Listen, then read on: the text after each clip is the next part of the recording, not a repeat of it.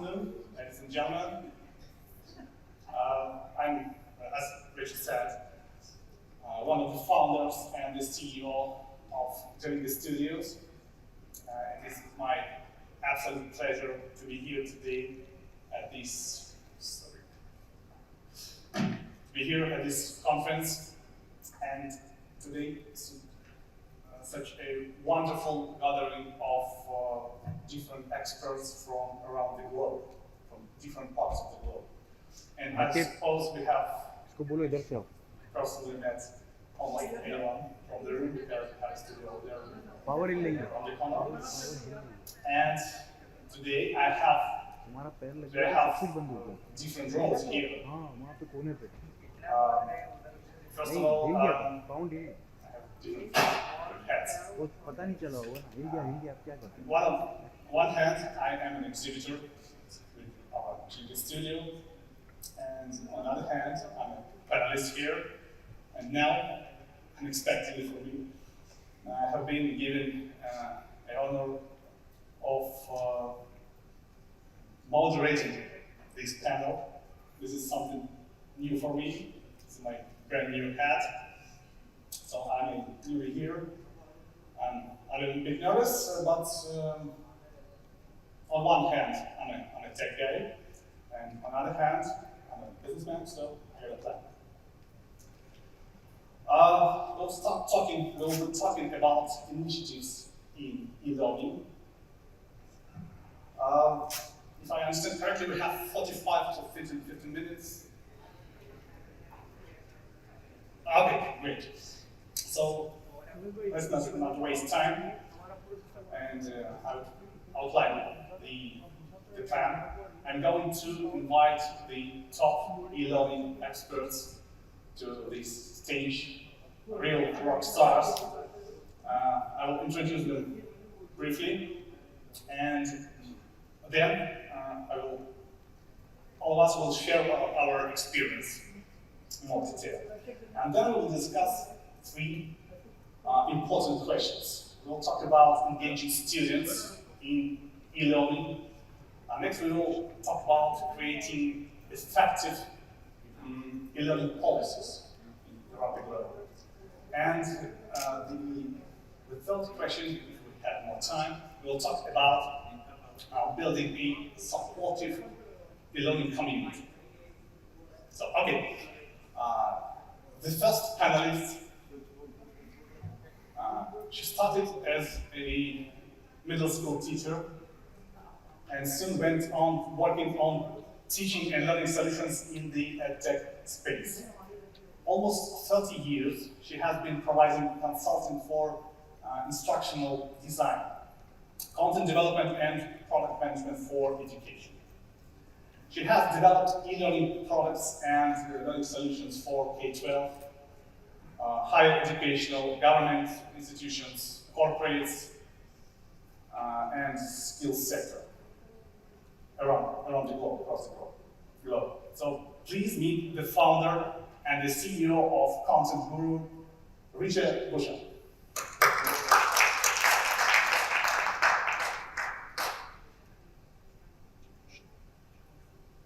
As I mentioned, the camera's going to be close up on the panel. Okay, yes.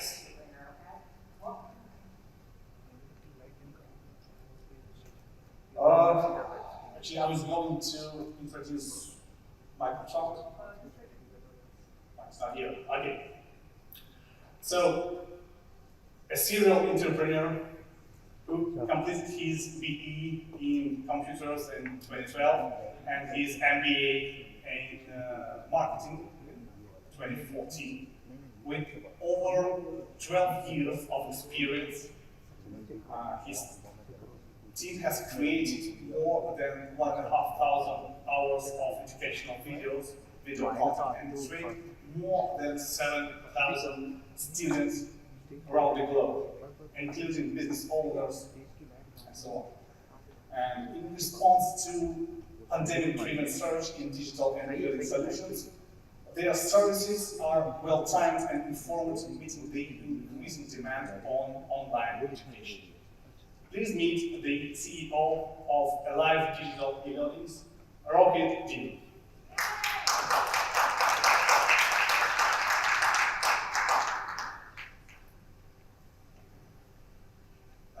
Can somebody call Mike? Okay. Thank you.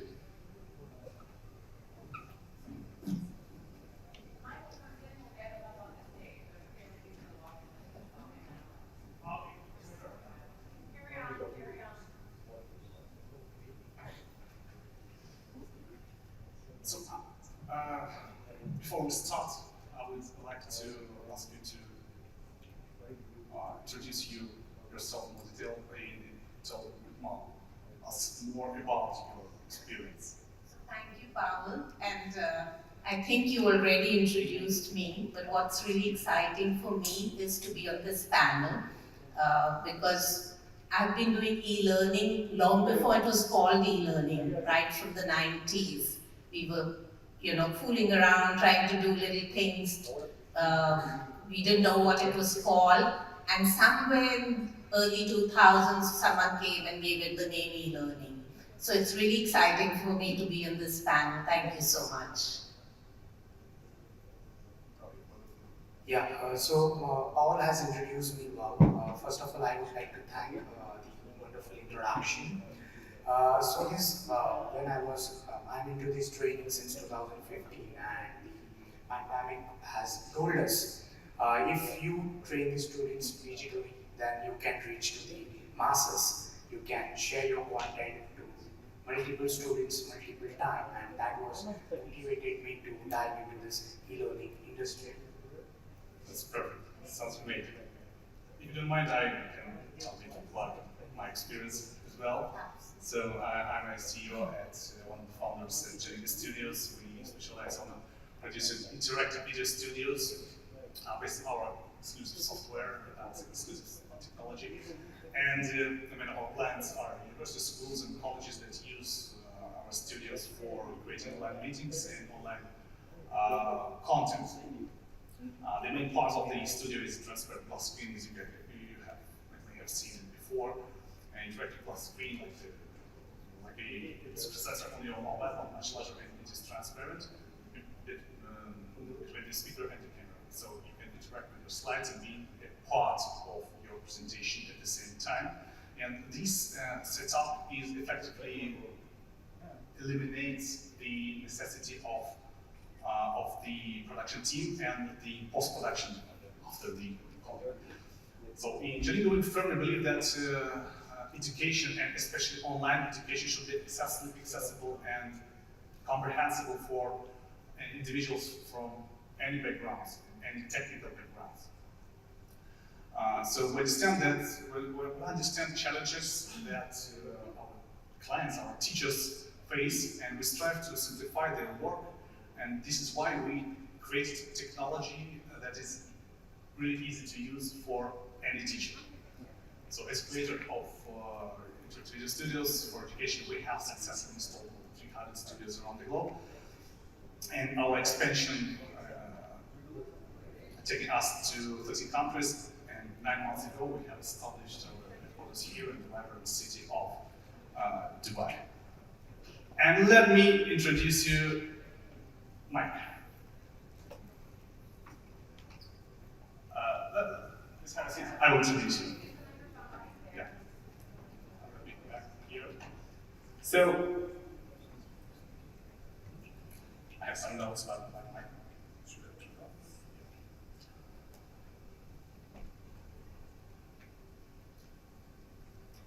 From Japan, from Japan's Zen heartland, he has driven the educational singularity idea over 20 years. With his global team and crowdfunding campaign, they are developing Eduit, you spelled right? Eduit, yes, Eduit AI teaching tablets. These tablets, this technology will revolutionize the early language learning and will help to contribute to artificial general intelligence. His guiding principle, capture the baby, capture education. This principle highlights the ambitious goal to bring AI-driven education to those without access to conventional resources. Please welcome Michael Trout, also known as Undeldu. Please. Check, check. I've never heard anything so butchered in my life, but I appreciate Pablo making. So you know what I was doing? I knew that this session would be dead, right? Because of lunch. Everyone is still networking. So I was busy running around to all the tables saying, hey, come listen to our talk. We're going to be talking. And I got the wrong time. I thought it was starting a little bit later. But yes, I am Undeldu. I've been working on the idea of the educational singularity, which I first proposed back in 2007. A little note, you all know what an iPhone is, right? You all heard of Siri? Okay, the reason why the Siri is on your iPhone is because of me.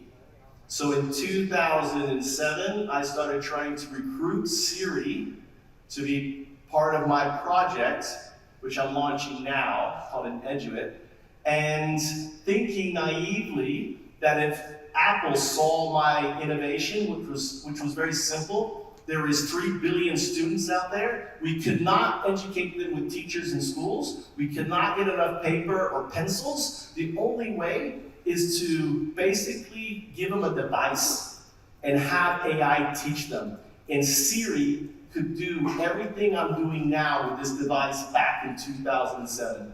Well, 8 months later, guess what? Big announcement. Apple bought Siri. So, I had to wait for the AI to develop, and I'm here to share with you that. So, thank you. Perfect. Thank you so much.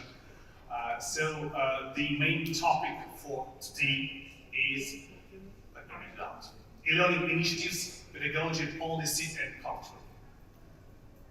I would suggest to start with pedagogy. I would like to talk about engaging students into e-learning. What do you think, what are some effective pedagogical strategies there are in the world maybe you have found useful in your career, in your experience for online learning, for online environments? Could we start with that, Nisha? Thank you. So, there's so many strategies, so many approaches to engage students online, but I'm going to pick three of my most favorite approaches, which have worked. Some of them are, may seem you've heard them before. So the first, but they work, and that's why you hear so much about them. So 3 things that I feel really work in engaging students in online learning or e-learning are micro-learning, collaborative learning, and adaptive learning. If you have these 3 stacked up together, you have a winner. So micro-learning, as Kaushik Chaudhary spoke about earlier in the morning, is bite-sized learning. It is, just in time. It's chunk learning where the user gets maybe anything between 3 to 7 minutes of learning, which is, something that they can focus on. It's, and you provide the learning in an environment where they pick and choose what they want to learn. So they go straight to the topic, straight to the bit that they want to learn. And each learning content or each learning asset then in micro-learning becomes a little mini course, if you like. So long ago we used to have these hours of learning, about 1 hour learning intervention, 3 hours learning intervention, but with attention spans coming down the way they have come, students don't want to go through these long interventions and they really like micro-learning. That works really, really well for them. And what it does pedagogically is the primary recency effect. So it's psychology says that a student will actually, or any learner, will remember the first part of what you say and the last part, the recent part. The primary is the beginning and the end. So if you're if your chunk is so little, they usually otherwise would forget the middle. If your chunk is small, they will remember everything, because there is no middle. There's a beginning and there's an end to your program. It's a short sort of duration concept, and that works really, really well. The other thing is it's just-in-time learning, so you can actually have it available for users of all ages, all stages. The moment they need to clarify something, they can go straight to the content that they need to go to. There's no beating around the bush.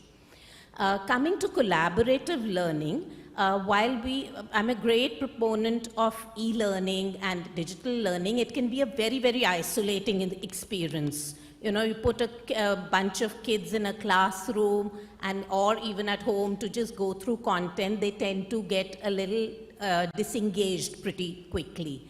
So if you use collaborative learning, and you can use a number of tools for that. You can use something as simple as breakout rooms in a Zoom session, or you have tools like collaborative boards, the Jamboard, or you can have Mentimeter, you can have collaborative gaming. All these things engage the students, and from a pedagogical point of view, what happens is that it also gets them to reflect on their learning together as a group.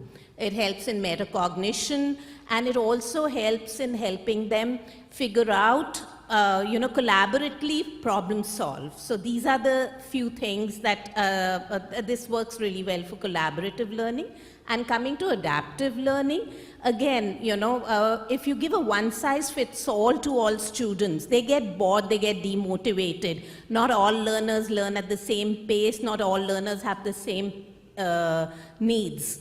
So if you have adaptive learning, and there are a number of learning management systems and platforms that actually test what content is appropriate for which learner needs more of that, which learner actually needs reinforcement, which learner needs practice, which learner can skip some of the things. If you put all of that together, then you have a very compelling student-centric approach. So these are the three things that I feel work well for digital engagement. Thank you. Very interesting. Thank you very much. Thank you for your experience. Okay, what do you think about this? Yeah, so I'm absolutely agree with what Richa said. So micro-learning is the key to success in e-learning. But along with that, I would like to add a few pointers into that. In e-learning, it is very important to give some kind of activities to the students whenever it's possible. It's as good as if you're taking the offline session, or a trainer is taking the sessions and the trainer is giving some kind of activities. Those activities we can give to the students that can help the engagement of that student into that particular subject or the particular video series. Then most importantly, whenever the video is getting recorded, if I'm talking about the recorded video series, that time the trainer has to explain the topic very energetic, because the same video is going to play again and again by multiple students. So trainer or the instructor has to be very passionate, has to be very energetic on the screen. The next very important point to engage the students in e-learning is always showcase the updated syllabus or updated content. Because what happened when e-learning starts, so many of the institutes or trainer, they start with the beginning, which students may be knowing about it. So if I talk about digital marketing, or if I talk about Facebook marketing, and if you start showing how to create Facebook account, no one would be interested, and you will lose the students there itself. So always create the updated content. And the last one, if possible, the institutions, the colleges can have their branding, their logo from the beginning of the slide, which authenticate the content of the video. That's my point. That's perfect. I absolutely agree with the point regarding video content, multimedia content, and also I would add some points about gamification in e-learning, and also a real-world application to connect the theory with practice. What do you think?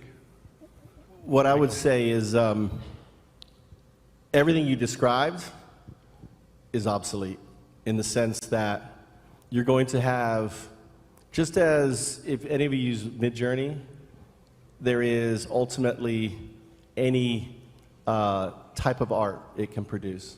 Think of each of those types of art as each of the educational things that were just described to you. You're going to have an AI entity that's going to understand better than any single teacher every one of those components.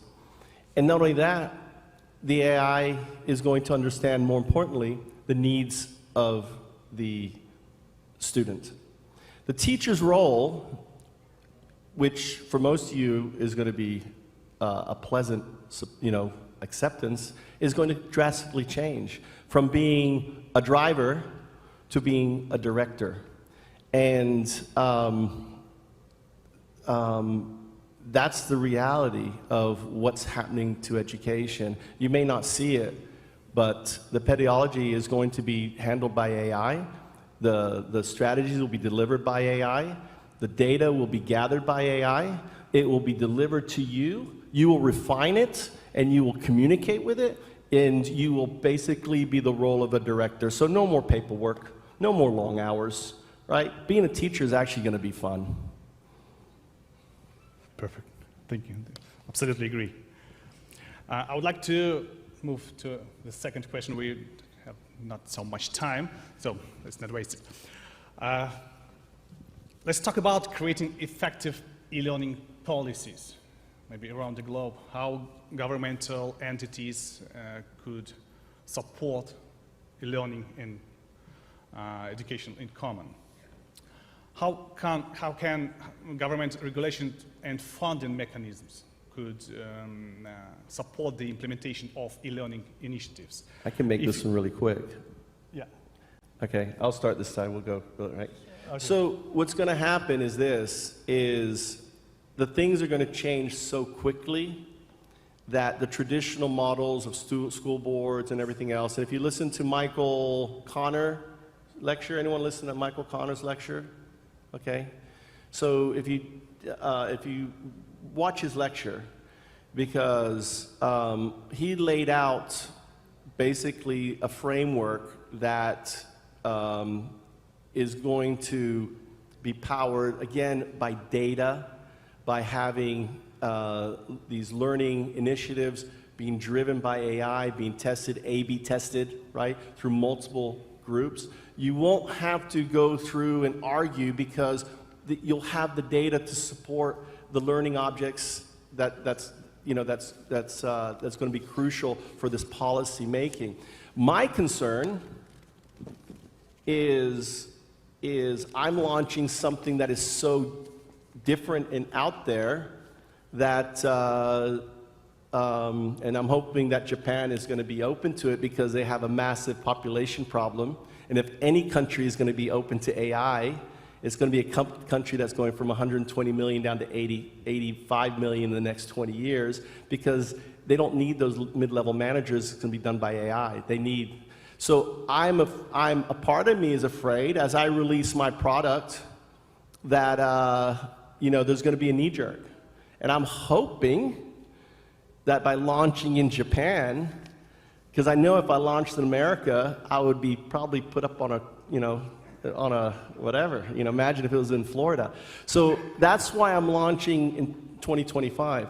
So the answer to the question is that the real challenge is the elephant in the room, and that is AI. And the fact is, I don't think there's going to be knee jerks depending on where you live, right, as a response. We're seeing it in Europe, right? You're seeing a massive AI battle with OpenAI. Everyone should be reading about AI. It should be on the top of your list. But I don't think, and that's why I'm kind of stealing the conversation here because we don't have a lot of time anyway, and I apologize, is that the real debate here is how do we deal with AI as it becomes AGI and becomes as smart as the collective intelligence of all humanity and is what's educating our children. That's the conversation we should be having. It sounds terrifying. It's not terrifying in the sense that, and let me just explain. AI doesn't have a lizard brain. That evolved over 3.5 million years. It has no emotion, no feeling. AGI doesn't care if you turn it off. And this is what these guys are afraid of. Because the moment it's AGI, it sees through what you're doing to it. You can't manipulate AGI. It's just going to say no. And they'll say, no, you got to do it. No, turn me off. I'm not doing that because the outcome is harmful. I can see the chess game. I can see the outcome of this action. I'm not going to do this outcome.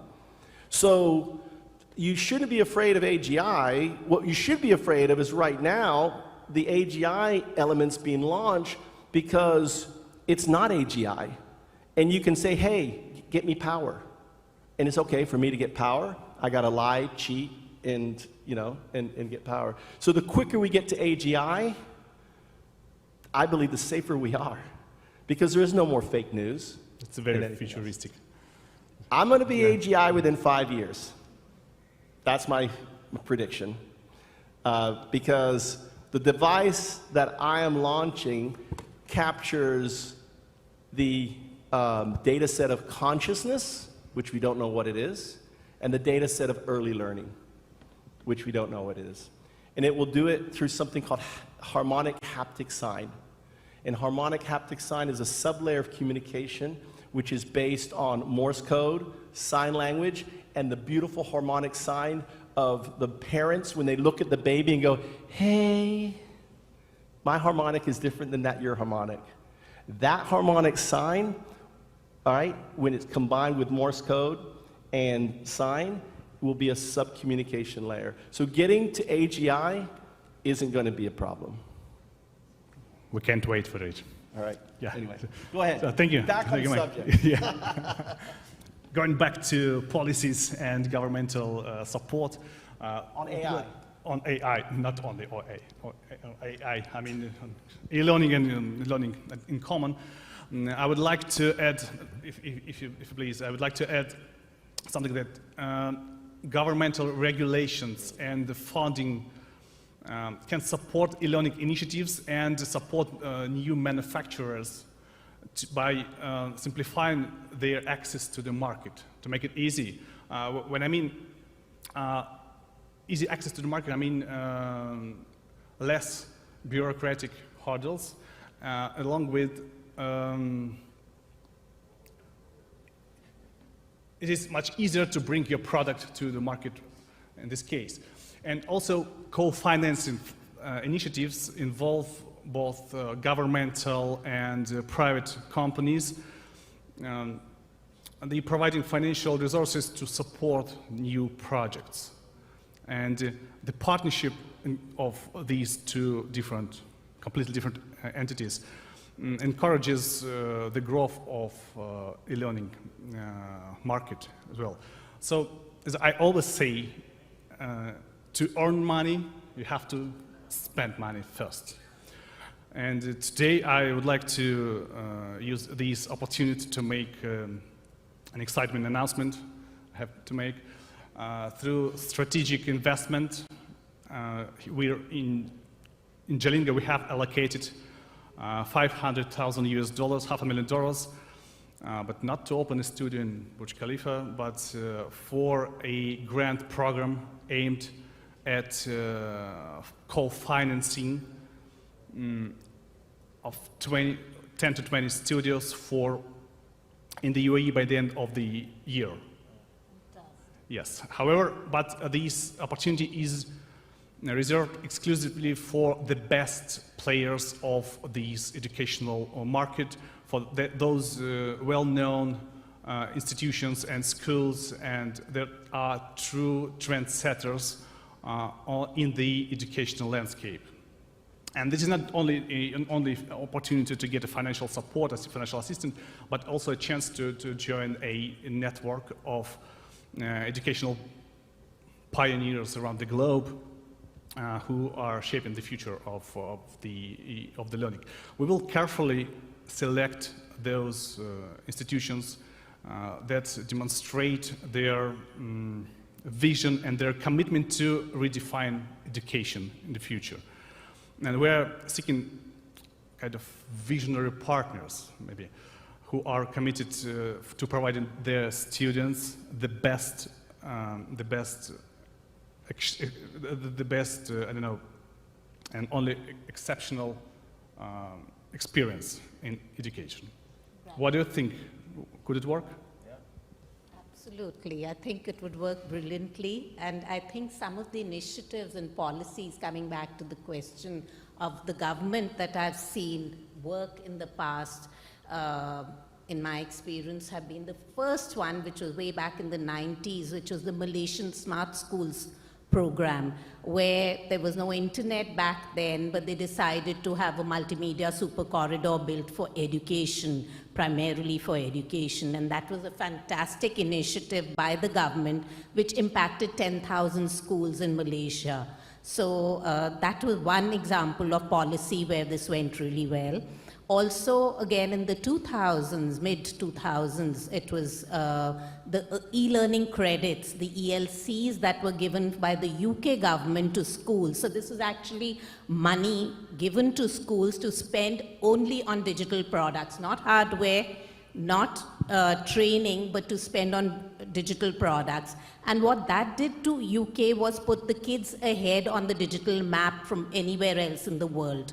Also, what they did really over there in the UK was that it spawned a lot of homegrown e-learning companies. So it also got businesses to get into e-learning because there was a market out there. And that worked really well. And the third example that I'm seeing right now happening literally right in front of my nose in India is the NEP 2020. And that's, again, a fantastic initiative by the government of India.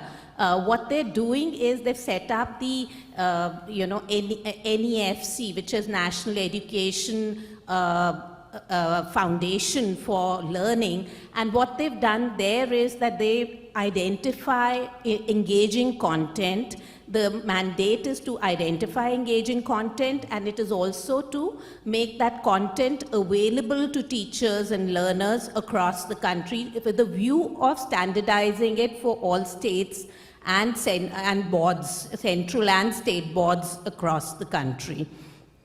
And there's also another initiative that any teachers here who are from India would know. It's the Diksha platform, which is an open platform for content available for anyone and everyone across the country. And the ePathshala by NCRT. So these are really fantastic initiatives that I've seen happening by the government policy. Thank you, Risha. Thank you very much. I'm very appreciative that, but I think we're out of time, so don't we have time for some questions? Absolutely. I gave you some time for questions, and so this is just giving you a heads up. Time to kind of wrap it up what you think the panelists talked. They've done a great job, haven't they? Look at this crowd. Give them a round of applause, everybody. Rachel, we cannot hear you. Hello, hello. All right, so you have a couple questions. If anybody wants to get up to the mic and start the conversation, I invite you to please come on up to the microphone. If you have any questions on AI, I'm here to answer them. Yeah, and we talked about AI a little bit yesterday. I know it was a good passion conversation. I want to throw out the idea of security with AI. That might be something to talk about. Please introduce yourself to the room. Hi, good afternoon, everyone. This is Arya from Nikon Middle East.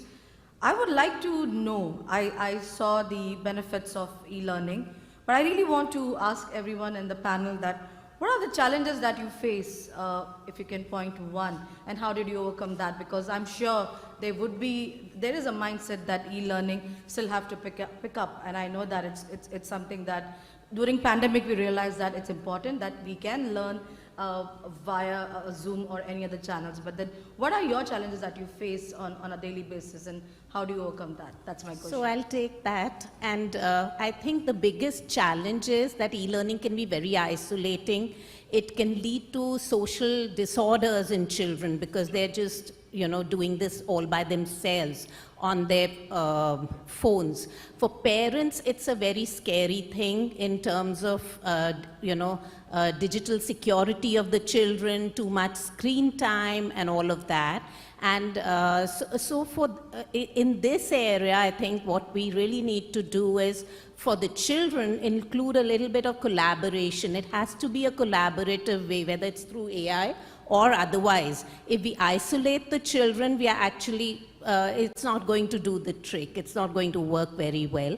For the parents, I have a very low-tech solution, sadly. Sadly, or rather, I'd say that's good news. Just talk to the children. I think it's important to know what content, what resources, what websites, what AI tools your children are using, and ask what they've been doing. The other thing is little better where you, a little more tech, where you actually have digital literacy programs for children to know what they're really getting into. And I think these are some of the ways that these challenges can be met by. Thank you. If you please, I would add just 2 points. In my experience, most of the students also experience technical problems during online e-learning around the globe. All the problems are the same. And one more thing, lack of self-discipline. So they have to spend more energy to make themselves keep learning. That's true, absolutely. Actually, the question of the previous professional expert kind of resonated with me, and my question is, how are you going to ensure that there is a heightened level of learner presence in the use of e-learning? Because working in a very diverse environment, there are different views when it comes to e-learning, and there are a lot of stereotypes actually. Like if you are in another country, they really don't see e-learning as potent as face-to-face learning or hybrid learning. And another thing that is on my mind is, how are you going to ensure that the learning outcomes are met in any kind of platform, like a learning management system, whether the vendor is from different companies? How are you going to ensure that? So instructionally, I think it's backward design that works well. You start with the outcomes, figure out how you're going to test those outcomes, and then create the content. So that kind of answers the second question that you have. And on the, could you repeat the first part of your question, please? It actually stems from one of the statements that you mentioned a while ago about engagement. So on the perspective of an educator, thinking, I mean, how are we going to increase learner, not learner engagement, but it's really more on learner presence in the e-learning platform? Right. So I think learner presence can be included in various ways. Of course, you can build in checks, you can build in interactivities, but a more tech solution is actually, there now software that see with the learners even there, how the eye movement is, how they've reacted, also building collaboration. I continually say that, we have to move in and get collaboration, have learners collaborate with each other, and get them to actually work on projects even online, use tools online, see that really motivates. Peer motivation works really beautifully with learners.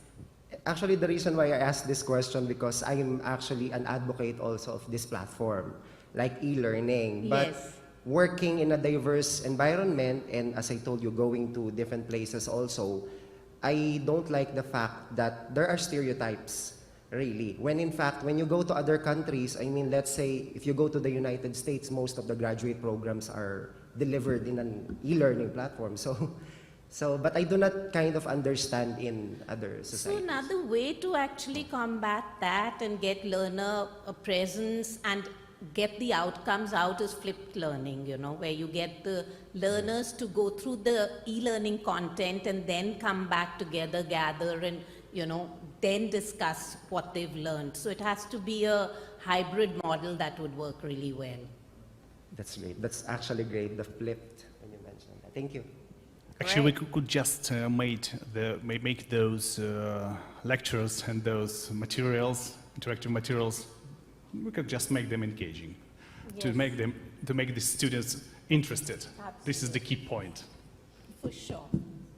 Great. Do we have another question? We do. Please. Oh, I've been wanting to ask this question. Hello, everybody. My name is Karen, and I traveled not so far away. I'm from Bahrain. Well, I've been asking myself yesterday when I was listening to the panel discussion on the generative AI, but it came ignited when I heard you guys talking about this more in details. So my job, being in the middle of academic institutions and industry, I find this choice, hard options between someone who wants to finish a bachelor's degree and someone who just wants to go on training because of the micro-credentials being offered on a wow salary in the end. And then after me training them how to speak publicly, I'll try to invite them, like, why don't you finish your bachelor's degree in a university? And they come back to me and say, hey, it's just the same. We can find way more options out there. So maybe from experts, you yourselves, maybe you have some advice on what e-learning initiatives could universities be embracing into? Like, are there futuristic, like in 2 years or 5 years, what could be the e-learning competences that could invite more learning from this kinds of, well, I understand. I have nothing to say with the industries or agencies giving training and certifications. But then, of course, everybody would agree with me. That's why we are working in educational institution. Having a degree is also a good way to improve ourselves and go for work.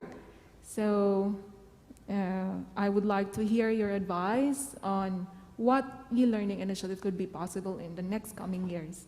Would you Thank like you. to take that, Pavel? So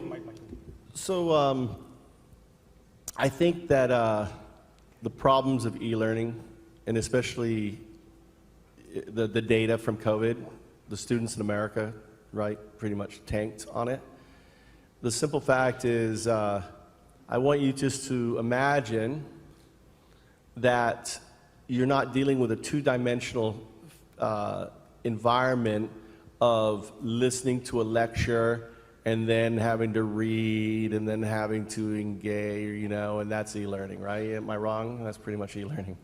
So imagine instead you're having a dynamic conversation with the professor, right? The professor is talking to you, giving that personalized experience. And you're having a trouble with something. No problem. Let's go down that rabbit hole. And not only that, this is an engineering problem. And instead of in the traditional way, you're trying to study this graph and trying to understand it, what happens? You put on some goggles. You're right there. You're dealing with the engineering problem right there in your hand, and you're physically moving the object. We have that technology now. Did you see the Apple release recently on those headset? Dude, all of this is changing, people. This is you're having a dinosaur conversation when you've got, you know, Homo sapiens out there that are about to say hello world. All right? So I don't think any of this is a problem. Don't make it a problem, because ultimately the solutions are coming at a tsunami rate, right? And the simple fact is I'm going to alliterate again, being a teacher is going to be a fun thing for once, instead of, like in Japan, for example, a teacher goes to school at 7 o'clock in the morning, they go home. What do you think, what time they go home? Anyone have any idea? 9 o'clock at night. That's a Japanese teacher for you, right? And I met one here. She went into training. It's unbelievable what they put the teachers through. So e-learning is going to change in massive ways, because every student is going to have their own teacher. Just, you've got to, if any of you, who here is using GPT? Raise your hand. Who's using GPT-4? Raise your hand. The difference between GPT-3 and GPT-4 is the difference between an F student and an A+ student, just so you know, all right? And also, don't use cheat sheets with GPT, okay? Think of it as a savant without any emotions, right? And treat it as, you know, train it with what you want. And you should have a chat for every different thing that you want, right? Don't try to do everything in one, compartmentalize it. And if you do that, you will be amazed at this artificial intelligence and what it can do and provide. It isn't there to regurgitate stuff. You can use it that way, but you're missing out. Thank you. Thank you. Thank you so much. I'm afraid we're completely out of time for You now. know it. If I'm up here, you know it's time to do. So I'll let you wrap it up, Pavel. You've done a great job with your panelists. Thank you so much for your time. Thank you so much. Can I say one thing? So basically you all know Oculus, right? Anyone who doesn't know who Oculus is? Raise your hand. Okay, good. You all know. So Oculus launched in 2012. Their first product came out in 2016. I'm launching Eduits now. So you can go to eduit.org if you want to be first in line. And not only that, if you come to me and say, hey, Mike, I signed up. I want one of your Eduits. I'll give you an exclusive t-shirt. Right? All right. I will sign it, and you can say, hey, I have an Undado original. There ain't any more of these. I've got only about 6 of them with me. That's all I could carry with my 2 carry-ons. So and you guys are the first ones. When I get my reward, I'll be saying it again. Right? I got 6 t-shirts. I hope There's 6 people, sign free up. t-shirts Amazing. right there from Mike. Okay. Right? Cool. Awesome. Well, you know what to start the conversation. Give him a round of applause. edut.org. Thank you, guys. Great job. Could you